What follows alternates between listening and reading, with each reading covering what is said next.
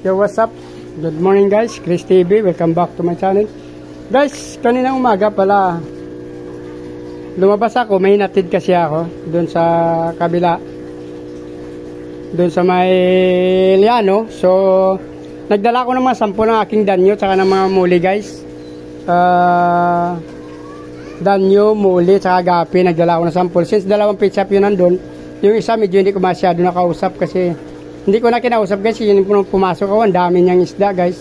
Tsaka according sa tagabantay niya sa kanyang pamangkin, may nagdi-deliver sa kanila na kumpleto na, simula sa maliliit na fish hanggang sa malalaki, hanggang sa mga goldfish, basta kumpleto na daw guys, hanggang sa bita. So hindi ko na kinausap yung may-ari kasi since marami naman talaga silang fish pa doon, hindi ko pa maano. Sa next dadaanan din natin kasi parang busy kanina kasi may-ari, kaya hindi ko na rin siya kinausap. So ang nakausap ko kanina pamangkin niya lang. Doon naman sa isang pet shop naman, pinayagan niya naman ako magbigay ulit sa kanya. Kung ang problema lang kasi doon, bukas mayroon siyang delivery, so hindi na siya nag-order sa atin. So sabi niya by next time, kinuha niya ang aking cellphone number. Tinanong ko naman siya, mabait naman siya guys. So nagbigay siya ng presyo na kumbaga competitive naman doon sa iba na nabigyan na natin, sa una doon na pinagbigyan natin. Minsan mataas pa siya ng kaunti guys, pero hindi siya nakakuha ngayon kasi mayroon pa nga siyang darating na stock bukas. So kinuha niya lang yung ating cellphone number, tsaka nag-ano na rin siya na kung nagbigay na rin siya ng presyo niya para sa akin guys. So sa aking palagay pwede ko naman siya bibigyan guys. Sakaling hindi tayo sa una, pangalawa pang pit shop to guys na nakuha natin. Yung sa una kasi wala yung may-ari doon nung Sabado lang ko lang makikita yung may-ari doon, Sabado lang. Tsaka Linggo wala ang may-ari kasi doon sa pit shop na pinagdadala natin nung una, since maliit pa rin naman ang danyo natin, hindi niya rin tatanggapin. So naghanap ako ng iba pang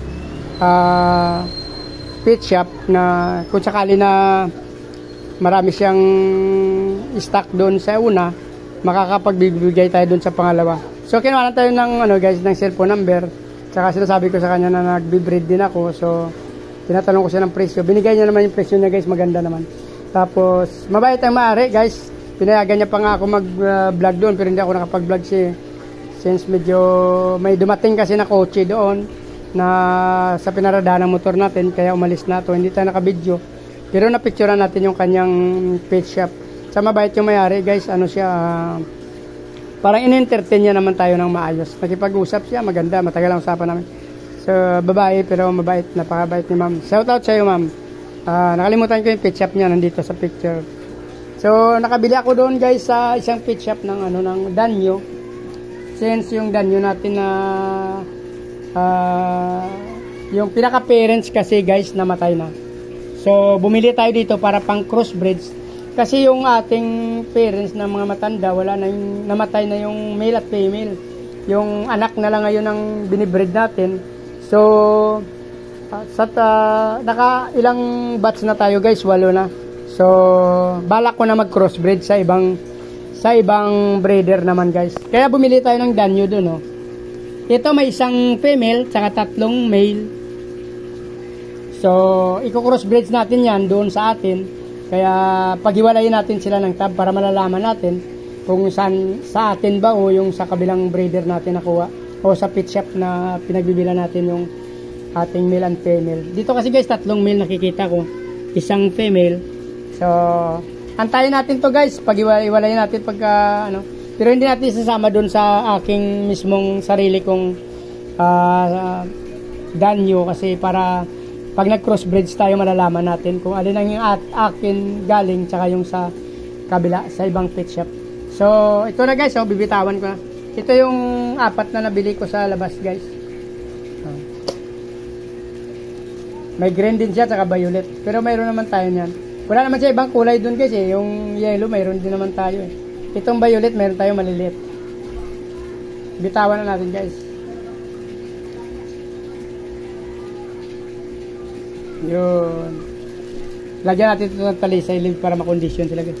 Na rin to guys, ready to breed na rin itong female. Yung tatlong male, medyo alanganin pa tayo. Siguro 1 month pa na yan. Alagaan na lang natin. So, dito na lang guys. Nagano ako doon ng fry ko. Hindi ko pa nakita lahat yung aking fry sa taas. Nag-fry kasi ang aking Red Dragon snake skin. Kaya 5 pa lang nakuha ko doon. Maghahagilap pa ako doon guys. So, dito na lang. Please like, follow, subscribe. Sa hindi pa nakasubscribe mga guys. Marami pa tayong mga guys, mga ipapakita na mga video sa inyo guys. Since nag-breed tayo ng danyo guys, gapi, bita, tsaka muli guys. Mayroon tayong iba't ibang strains dito. So, mag-subscribe na kayo guys para updated kayo sa sunod ko pa ng mga video. Sa aking mga supporter, tsaka sa mga followers, maraming salamat. Sana patuloy nyo akong pagsuportahan guys. Maraming salamat sa inyo. Mabuhay kayo hanggang gusto nyo. Salamat, bye bye.